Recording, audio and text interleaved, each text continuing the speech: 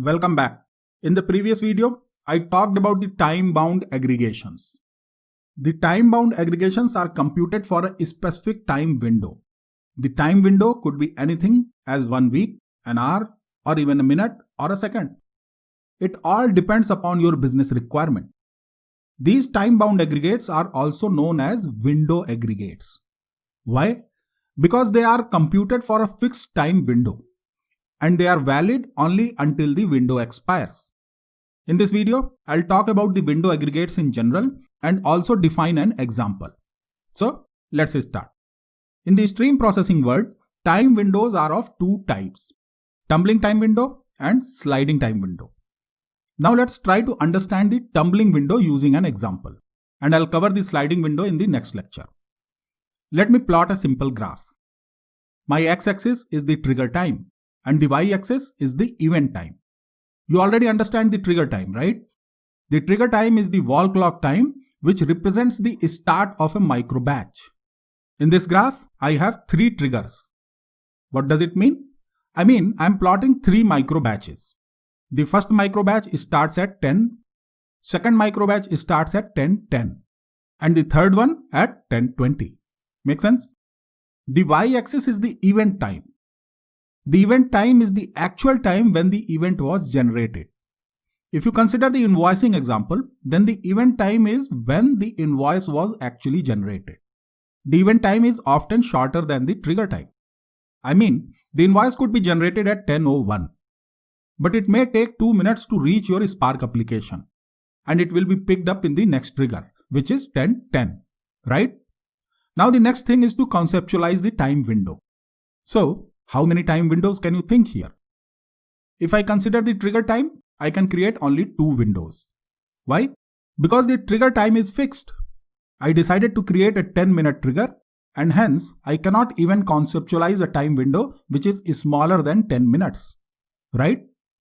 In fact, trigger time is entirely a different thing. It is the frequency at which you want to process the records and produce the output.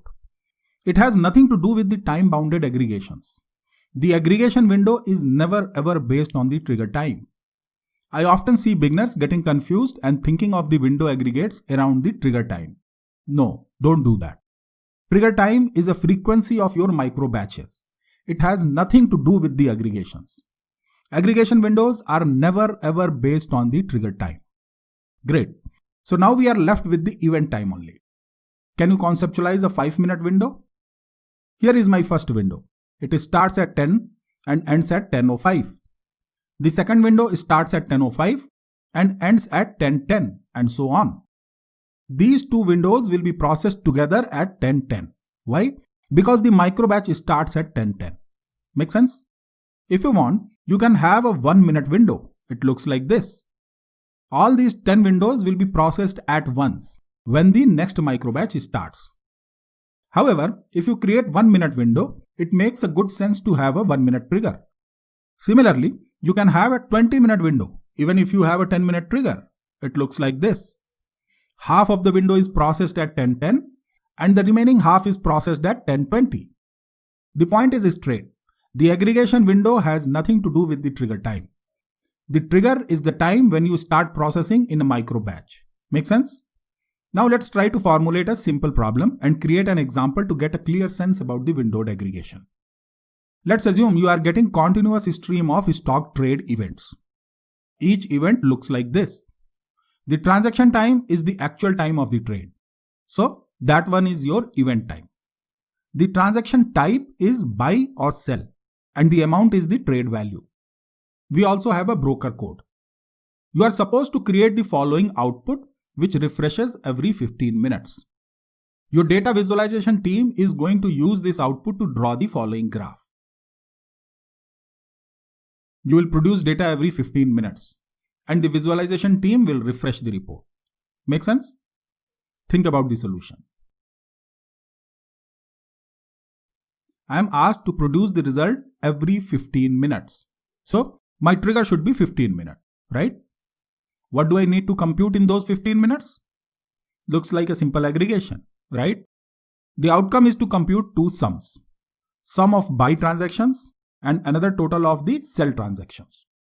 The net value is a difference between these two, right? However, these sums should be grouped in a 15-minute window, isn't it? And that's a super critical concept. The time window is nothing but a grouping column, right? So you should not be getting confused in all these jargons. A time window is nothing more than a grouping column.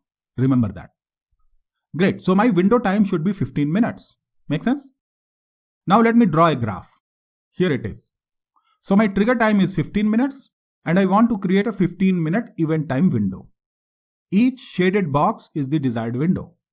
Now let's assume I got an event.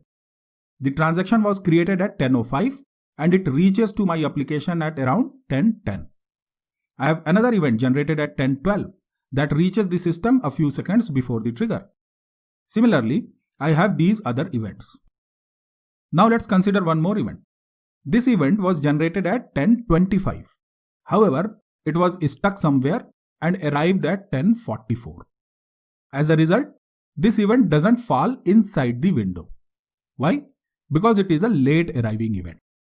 So we have 5 events arriving on time and we also have an event which comes late. That's all. We will create an application and test it with these 6 transactions. This simple example will help you to understand how windowing aggregates are implemented and how they behave. I'll write the code and run it in the next video. But before I close this lecture, let me highlight one last point. All these windows that we created here are known as tumbling windows. Tumbling windows are a series of fixed size, non-overlapping time intervals. So in this example, we are creating 15-minute fixed size windows and they do not overlap, right? The other type of window is known as the sliding window, which is an overlapping window.